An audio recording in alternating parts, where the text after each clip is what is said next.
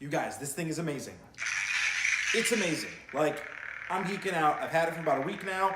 The video you're about to see, I recorded about 4 days ago, and I've just been kind of compiling a little bit of extra footage since then.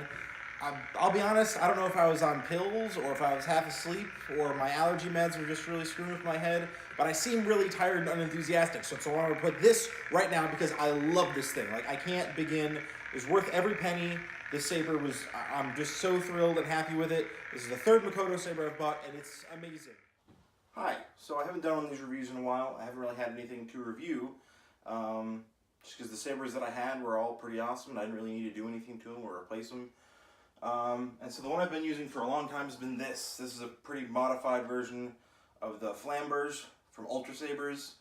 And it's pretty massive. I mean, it's not small, it's not particularly well balanced.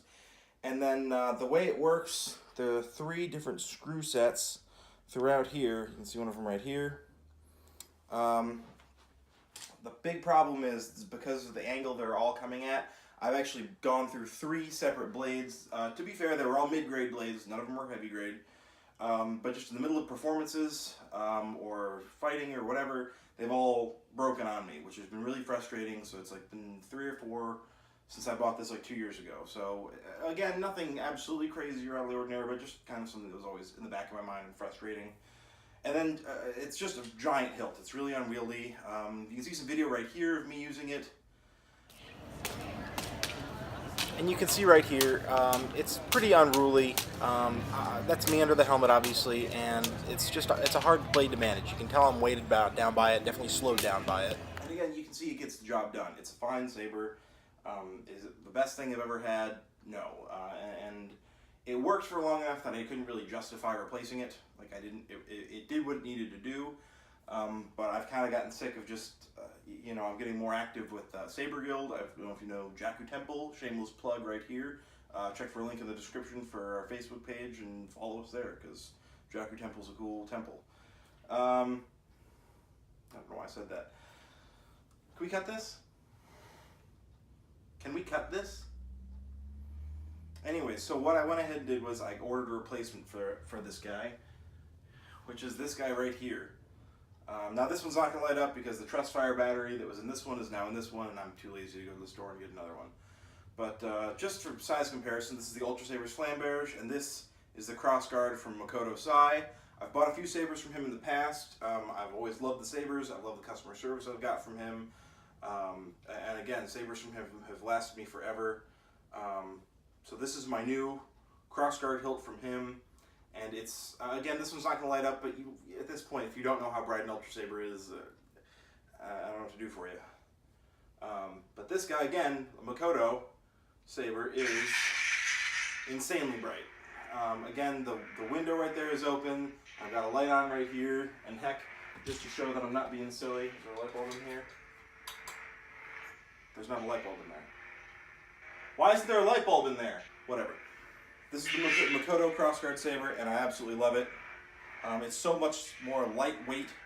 It's so much better balanced. It's such a smaller hilt, so it fits in the hand a lot better. And then just to go over some of the features of the Saber really quick, just again, this is an on switch instead of being a button, so I don't have to worry about turning it off by accident. I just go ahead and flip the switch. Again, these ignite separately than the blade, just like in the movie. And if I flip this over, you've got this little button right here, which you can hit on accident, unfortunately. If I hold it down, and that kind of saber lock.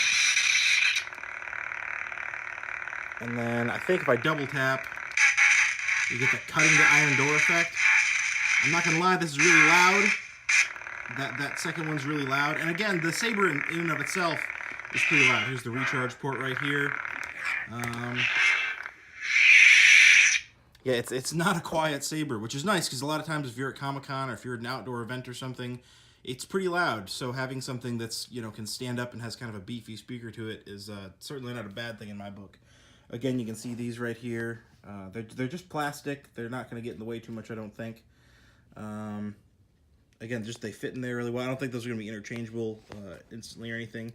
Again, here's the smaller box that I specifically requested. The normal has a longer one, and I just knew I was going to be using this a lot, so I wanted to make sure it was Not going to be too cumbersome or in the way. Going down, you can see kind of the rest of the hilt here. Yeah, I'm just beyond thrilled with this in general. Really happy with the final product. Again, Makoto, this is the third saber I've bought from him now, and I haven't been upset or unhappy yet. I'm definitely a happy customer. I guess if we really want to do a brightness comparison, or even a size comparison, here's the Black Series saber, which I went ahead and did some custom modifications to. Just to give it that kind of unstable blade look. And then just for brightness' sake, I mean, just the difference between these two is pretty staggering. You know, this one almost looks like, again, I don't know how well the video's picking it up, but this one almost looks unlit compared to this one. So, I can't even begin to, yeah, it's pretty crazy. Again, size-wise, they're both pretty comparable. This is definitely a lot smaller, it's a lot more slender. It's not a screen-accurate hilt by any stretch, but if you're moving around and doing stuff, if I was just sitting at Comic-Con and standing around, this is probably something that I'd want. But if I'm at a performance or if I'm doing something in the daylight where, you know, lighting becomes an issue, this is definitely the one I would go for, hands down. Again, just in terms of, you can hear how loud this one is. It does have that little clash sounds, but I don't know how well the microphone on this is picking it up, but this is, it doesn't sound bad, but again, turning this one on, just way louder. It's got that nice bass hum to it. It's a better speaker, you know. I'm just really happy with this. I'm going to go ahead and take a video of just me showing a little bit kind of in action with this, so you can kind of get a look at what that looks like, the kind of stuff that, the kind of beating that these sabers have to hold up to with Saber Guild, and just with the kind of stuff that I like to use them for. Just so you guys can have kind of a good idea of what all of that looks like. So here's that. So this is me at Saber Guild rehearsal. This was about 2 nights ago, and this is me working with my fight partner Stephanie. And I think already, just compared to the previous footage, or if you've seen the other videos on my channel, I'm able to move a lot faster. My reactions are a lot quicker. I'm not overcompensating for the weight. You know, with the flamberge, and I like to think I'm a pretty big guy. I can handle a little bit of weight here and there, but just that flamberge, I kept having to like overcompensate for the inertia of that just massive hilt, and not having to deal with a counterbalance. You can tell just how much faster I was. This is me at a Saber Guild performance earlier this afternoon. And again, this is me with my fight partner Heather, and again, you can just see how much faster I'm able to move and how much quicker we're able to perform, and how much more I'm able to kind of stay true to that kind of the movements that you see Adam Driver having in the films. Obviously, I'm not Adam Driver and I haven't had the same kind of training or anything as he has, but you know, that's definitely the style I'm trying to emulate. The way that punch went okay. That's the style I'm trying to go for, and it's a lot easier to attain with this saber. So again, thanks for watching my review, you guys. I really appreciate it. Thanks. Have a good one.